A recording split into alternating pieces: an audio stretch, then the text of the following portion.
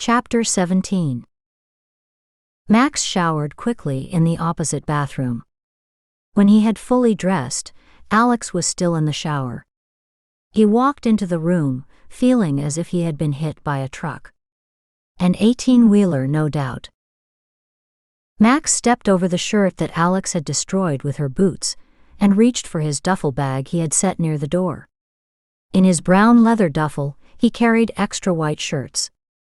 He couldn't wear the one on the floor, and the extras wasn't for times like this, although it could have been. Standing impeccably dressed, adjusting his cufflinks, he stared at the room the girl had disappeared into. His hair combed back, not a stray in sight. He smelled great as before. Not like sex. But like a man who doesn't have time for sex or an orgasm. He had fooled many with his cool and perfect demeanor and manners. Many were his business partners who never knew Max's secrets. He had only confided in one person, and that was his brother, who introduced him to S&M, and then Robert. Robert had used it to get close to Alex, and to cause him any number of problems. But he didn't have Rossini fooled. Rossini knew men like Max knew men. Rossini's acquaintances were limited to ordinary men who spent their time trying to dupe their wives by keeping one woman on the side. These were men who couldn't afford to pay the outrageous fees to a BDSM club. And these were men with simple taste. An occasional fuck and having someone suck their dicks were enough for them. Rossini was out of his class when it came to men like Max. Max's tastes were diverse and unusual.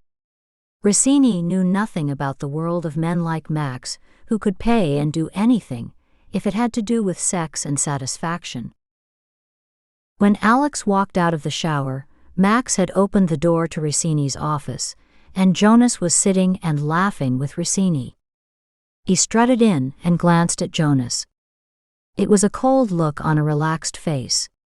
Jonas knew Max didn't like him getting too chummy with a man who owed him a large sum of money. One who had just tried to run a scam on him. Jonas jerked his body around when he saw Max and stood in an awkward way. He held on to the chair as if weak, and his legs couldn't support him. "Have you spoke to your wife, Jonas?" Jonas shot Max a feeble smile. It didn't appear that Max was angry. He wanted to talk to Rossini alone, and Jonas took the cue and ambled to the door, giving a faint smile, and left. Turning his head to make sure Jonas was gone, he twisted around to see Rossini smiling. "I hope you're smiling because you have my brother's money, and not because you have cameras in your rooms. That's a good way to get this place closed down and find yourself in need of a job and a great deal more," Max said, his tone cool and threatening. No, Mr. Blackstone. We make too much money to do something stupid like that. I'm not a stupid man." That appeared to satisfy Max, and he sat down in the chair in front of Rossini's desk. Placing his hand under his chin, Max looked at Rossini, and then Max said, "What's the young woman's name?" Rossini gazed at Max as if he didn't know who he was referring to. "The one you said was new, was a novice, and you sent me to her." "Oh, her. I think she said her name, let me see." He looked up as if he was trying to remember her name, but she didn't give him a name, so he gave her a name. "Kelly, I think she said Kelly." "I want you to call Kelly and tell her I'll drop her home." "I can't do that. It's important that everyone remain anonymous." "I don't think that was a request on my part, it was a command," Max said, his eyes deep and cold. "You seem to have forgotten one thing. You work for me until you pay my brother all his money. Or you can be replaced." He looked into Rossini's brown eyes. "It's not a threat, but a promise." Rossini picked up the phone and dialed the small bungalow, and no answer. He watched the expression on Max's face. There wasn't an expression, and that made him nervous. A man like that didn't do his own dirty work. He had people to do it for him. Rossini had heard about Max. A shrewd businessman who got what he wanted. Well liked by his partners if he had partners, but feared by them and others as well.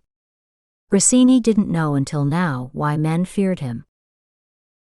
It was that steely look of his cold eyes, and the hard glance he spread around like measles. No one knew what he was thinking. No one but only the people close to him, and that was only a few. "She's not here," he said with a shrug. His shoulder and chin holding the phone, and his hands moving expressively up and down. "She must be," his voice sounded desperate and weak. It was the first glance Rossini had into Max. He had a vulnerability, and it was whatever this girl had done with him. Rossini wished he did have cameras. He must have been a fool not to put them inside the room, but then he never thought about it, and he didn't have time. Maybe later, he thought. Maybe when he gets Jonas and Maximilian Blackstone out of his hair. Rossini remembered the name he called her. Kelly said she had to get home and she would take the train. Max stood and picked up his bag and walked out without saying a word. On his leaving, Rossini yelled, "I'll call you if she shows up again." Max's heart quickened. He just knew he would get a chance to see her. He didn't want to have a mask over her face. He needed to see her face, and to discover what it was that made him so attracted to her. He should be happy it's only sex that connects him with her, he thought. What will happen to him if he sees her face and is attracted to her looks? He's already taken with her body, and her expertise at satisfying him. He didn't want to think about that now. That would add too many layers to the cake, and soon there would be a point where it would tip over. That's what Max had to face. That and when he found Alex, and then had to choose between a woman he loved and had satisfied him to the fullest, and this woman whom he has developed an urge to have sex with. As Max hurried through the hall and around the corner and made his way to the front door, he stopped a second to ask the doorman, "Did you see the young woman with the short black hair?" "Yes. She left 10 minutes ago." He was a tall, hefty man with red hair, about 40. The kind that worked as a bouncer and doorman in bars. "How did she leave?" "On foot. Grabbed a cab as it was going by. I asked her if she wanted a ride, or could I call a cab. She said no to both. I even said that we have limo service." He smiled. "That's something extra," Mr. Rossini added. "Making lots of money here." Max had walked away and out the door, and didn't hear the doorman's last words. Rushing to his car, he realized that he didn't know when and where she had gone. It made no sense riding around looking for her. She could be in a taxi miles away by now. She could be anywhere, and he should be looking for Alex, the way he's looking for a Fathom girl. He doesn't know what she looks like. "Take me home, Dominic. I have to call my children." Max sat back with his fist to his mouth, closed his eyes and thought of Alex. But the only thing going through his mind and crowding out his image of Alex was the young woman who had just given him the best fuck of his life. Chapter 18. When Rossini called the room looking for Kelly, Alex had dressed, walked out with the wig on and climbed into a cab. "Take me to Penn Station." She glanced over and looked at the cabbies. "License." A picture of an attractive young man who wore an accessible smile stared back at her. Eyes bright with perfect teeth. Handsome. Not the kind of handsome where he could be mistaken for a ladies' man, but a hidden kind of good looks where you had to look hard to find it. "Brandon, do you usually come in this area?" Today, he wasn't wearing that endearing smile. He appeared to be all business and in heavy thought. Brandon gazed in the rear mirror. It was a young woman about his age with short black hair. It was only a quick glimpse, or he would have recognized her as someone he knew. Alex didn't disguise her voice, because that had been done for her by Ross. He planted a suggestion of a soft, childish voice. She read his name on his license, and yet she didn't know Brandon, and because of the wig and voice he didn't know her. They had been close, but not close enough where they spent friendship time together. The kind of friendship that's built over years, where friends knew everything about each other. Their children's names, going to dinner at each other's homes, or just gone out to dinner or lunch and chatting about personal matters. Brandon's relationship with Alex wasn't that type of relationship at all, and he had chosen to forget everything about their personal relationship. That's why he had no knowledge of who was sitting in his cab, other than she was a pretty young woman with dark short hair, little makeup, who dressed expensively. From her pants and jacket to her shoes and purse. "This isn't my usual route," Brandon said, answering her question. "I hang around hotels, airports, and anywhere I can get a fare. I'm trying to get money to finish my law degree and pay off my college loans. So I pretty much go anywhere in the city." He kept his eyes straight, except when he saw that the cars in front of him had slowed. He took that time to watch at her in the mirror. "Do you have a business card?" He reached to his right, never taking his left hand from the wheel or his eye off the road, and handed her a card through the small window he left open, because she appeared to be harmless. Alex leaned forward and reached for the card. She looked down at it, studying it as if it was a novel she couldn't put down. "What are your hours?" She glanced up, meeting his eyes in the mirror.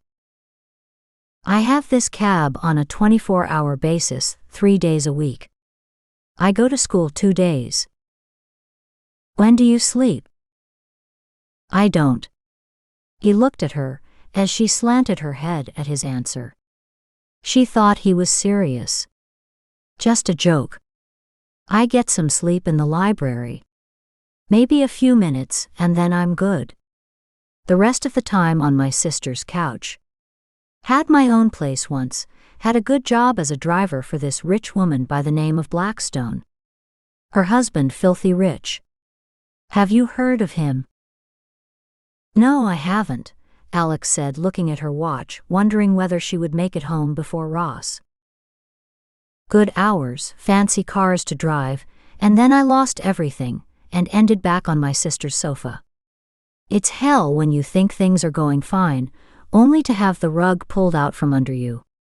You worry about whether you're a burden to someone. You try to pull your weight, but you can't manage. It's tough going back to having nothing. But then you wouldn't know about that." Not knowing whether he wanted an answer or not, she didn't answer him because she had no memories of her struggles, and now she couldn't relate because she lived in a mansion in Long Island. "Did you get fired from your job?" "Not a chance.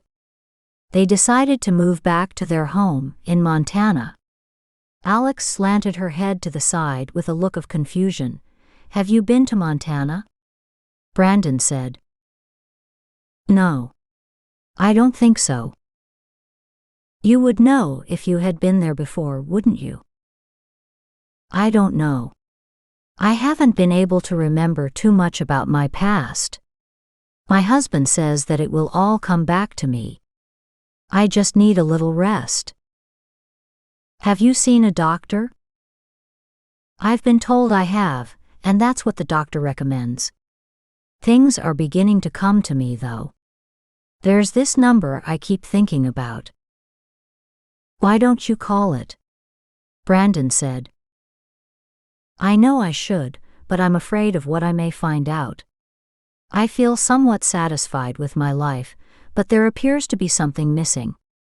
A lot missing." Then it's important that you discover what's missing. The time she spent talking to this person was more rewarding than she thought. She enjoyed his conversation, and she thought that she could confide in a stranger more than a friend. But then she didn't know if she had any friends. I tell you what, Brandon, you can help me and I can help you. Brandon listened to see where she was going with this. How can he help her? The last time he helped someone, he got mixed up in something he didn't want to speak about, ever. If I call you and you pick me up from where I hailed your cab, then I will pay you, and you won't have to sleep on your sister's sofa any longer than you want. Brandon stopped the car at a light and turned off the radio. He had been listening to a baseball game, but this sounded more promising than who was going to win the World Series. You mean you will pay me on a regular basis to pick you up, and it will be worth it to me? He glanced in the mirror before the car started rolling down the street again. I know it's none of my business, but do you work at that BDSM club? Alex paused and didn't want to answer. She didn't know if she wanted work there, or if she worked there in her past life. But that would be the only way she could see the dark, handsome stranger again, considering how she rushed out without telling anyone. I won't pass judgment on you if you don't pass judgment on me, Alex said. I can live with that, Brandon said, and they both laughed quietly. You're at Penn Station. She reached into her purse and pulled out $100. Ross had given her a handful of $100 bills. She handed it to him. She had more in her purse but no credit cards. I can't break that. Everyone is paying with credit cards or bank cards. It may be safe, but it's a problem not having enough cash. Keep it. It's only a $10 ride. I got more out of this ride than you. How many times do a driver get a chance to tell the passenger his troubles, and the passenger listens? He gave her a wide, good-hearted smile, the kind she saw on the picture. Just say it's a down payment on the next time I call you. I want you to have the money. So keep it. Brandon's hand had been poised behind him, holding the $100. He slowly retracted his hand with an intake of a large breath of relief. He needed that money like yesterday. He hadn't bought a book for one of his classes, and he needed $75 more to pay for a $150 book. Finally, he had the money.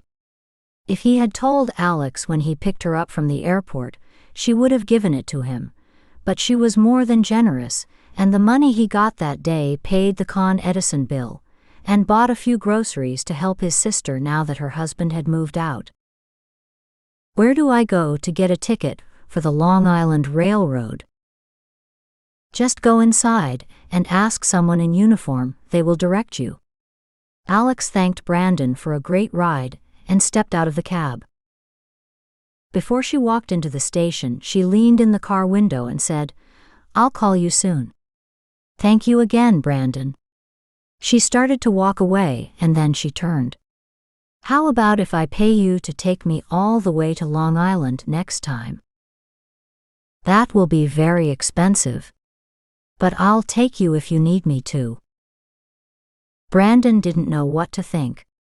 But he wasn't going to turn down money now that he had a few more semesters to graduate, and he had to get more expensive books for class and to prep for the bar exam.